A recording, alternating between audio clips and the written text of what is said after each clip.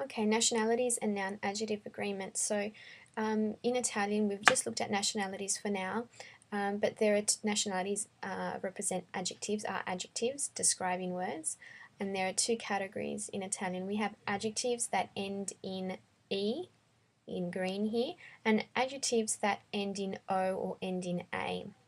Inglese, francese, irlandese, americano, spagnolo, tedesco. I'm focusing on nationalities, but as we'll see later on, it applies to any type of adjective, like intelligente, smart, grande, big, bello, beautiful, piccolo, small. Okay, in Italian, things have to match all the time, you'll see.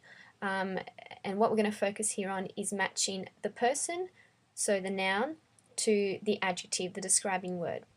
If it's a female, that has to be feminine. If this is a male, that has to be masculine. So adjectives ending in E do not change for gender.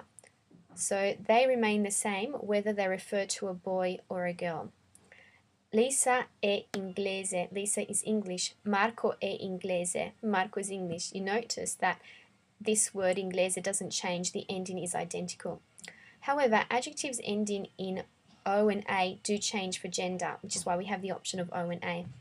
If they refer to a male, you need to choose the O ending, but for females, you need to choose the A ending. For example, Lisa è americana. Lisa is American.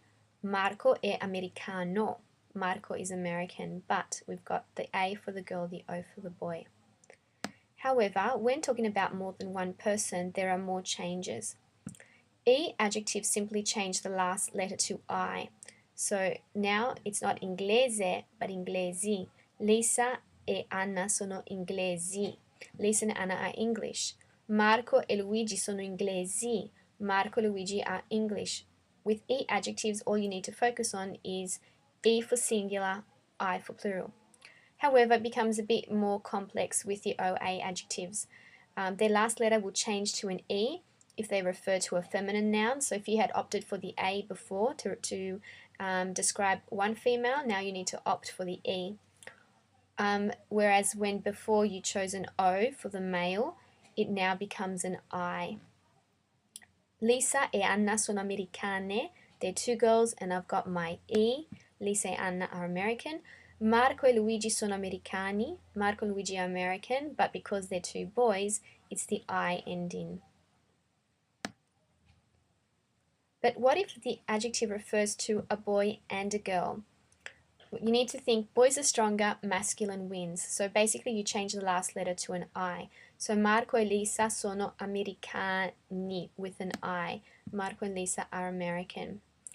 At this stage I also want you to note that every time I write a nationality in Italian, it's in lowercase. We don't capitalize nationalities in Italian.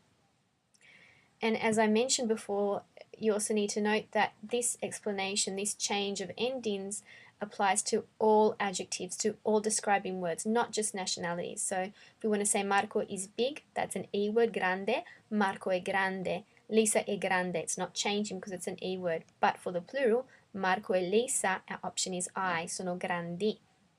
Marco è piccolo, masculine. Lisa è piccola, A ending for the female. Lisa e Anna, two girls, we're going to choose the E ending, sono piccole. Marco e Luigi, two boys, we're opting for the I ending, sono piccoli. Marco e Anna, boy, girl, boy wins. Marco e Anna sono piccoli, I ending. You may have noted in the examples some new words, and it's simply essere, to be. So let's look at all the ways to say to be. I am is sono. You are, sei. He, she is, è. We are, siamo. You all are, siete. And they are, sono. You also notice that I have the subject pronouns io, tu, lui, lei, noi, voi, loro in brackets, and that's because you don't really need them in Italian. You only use them for emphasis, and that's because these are all different. Sono is already telling me that it's I. Sei is already telling me that it's tu. I've already got that information in there, so I don't need to add tu unless I need to for emphasis. And it's just so happens to be that sono and sono is repeated for essere, but this will never occur in any other verb. Okay, that's it. Abbiamo finito.